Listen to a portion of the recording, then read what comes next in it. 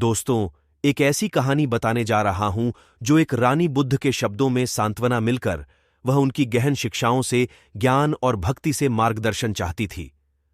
उनकी भक्ति केवल आस्था का विषय नहीं थी, यह जीवन का एक तरीका था जो आत्मज्ञान की ओर चलने वाली एक मार्ग की था।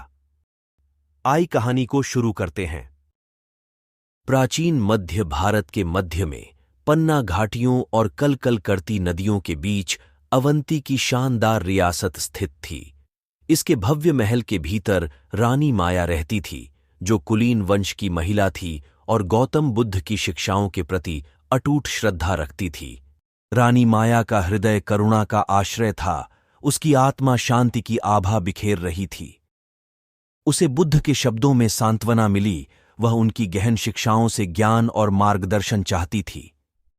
उनकी भक्ति केवल आस्था का विषय नहीं थी, यह जीवन का एक तरीका था, आत्मज्ञान की ओर एक मार्ग।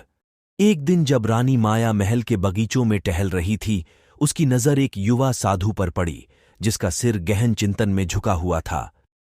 भिक्षु के आचरण से शांति का आभास हो रहा था। उनकी उपस्थिति हलचल भरे महल के जीवन के बीच शांति का संचार कर रही थी। उत्सुकतावश रानी माया भिक्षु के पास पहुंची, उसकी जिज्ञासा शांत हो गई। साधु ने नम्रतापूर्वक झुककर रानी का अभिवादन किया। उसकी आंखों में गहरी आंतरिक शांति झलक रही थी। रानी माया, जिसका हृदय श्रद्धा से भरा हुआ था, ने भिक्षु की यात्रा और बुद्ध की शिक्षाओं से प्राप्त ज्ञान के बारे में पूछताछ की। साधु ने विनम्र मुस्कान के साथ अपनी कहानी सुनानी शुरू की। उन्होंने अपनी विनम्र शुरुआत के बारे में बात की। उनका जीवन कभी सांसारिक इच्छाओं और क्षणभंगुर सुखों से भरा था। हालांकि उसके भीतर एक गहरा खालीपन बना हुआ था, कुछ और सार्थक की चाहत। एक दुर्भाग्यपूर्ण दिन उसकी मुलाकात बुद्ध से हुई। उसकी करुणामयी आंखें भिक्षु के अज्ञान के पर्दे को भेद रही थीं।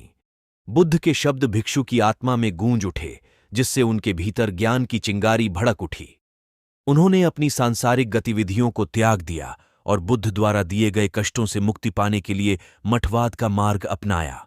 भिक्षु ने बुद्ध की शिक्षाओं, 4 आर्य सत्यों और अष्टांगिक पथ के बारे में बात की, जिससे रानी माया को बौद्ध दर्शन की गहरी समझ की दिशा में मार्गदर्शन मिला। उन्होंने बताया कि कैसे पीड़ा अस्तित्व में अंतर्निहित है, जो इच्छाओं के प्रति हमारी आसक्ति और नश्वरता के प्रति हमारी घृणा से उत्पन्न होती है। उन्होंने दुख के कारण के महान सत्य पर गहराई से प्रकाश डाला और बताया कि कैसे हमारी अज्ञानता और लालसाएं दर्द के अंतहीन चक्रों को जन्म देती हैं। उन्होंने दुख के अंत के महान सत्य, निर्वाण की स्थिति के बारे में विस्तार से बताया, जहां व्यक्ति दुख से मुक्त हो जाता है और सच्ची शांति प्राप्त करता है। भिक्षु ने तब रानी माया को अष्टांगिक मार्ग, निर्वाण प्राप्त करने का रोड मैप के माध्यम से निर्देशित किया।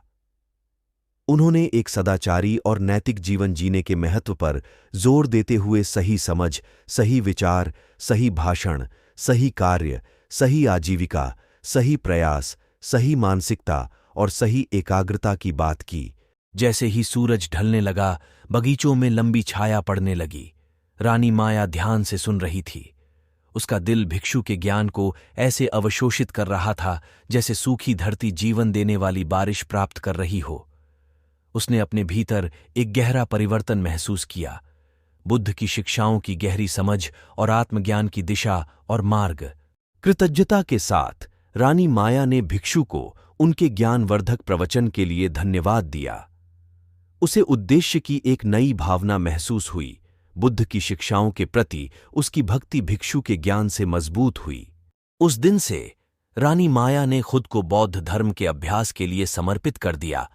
उनका जीवन भिक्षु की शिक्षाओं का प्रतिबिंब था। उसने करुणा, सचेतनता और वैराग्य को अपनाया। उसका हृदय बुद्ध की कृपा से भर गया।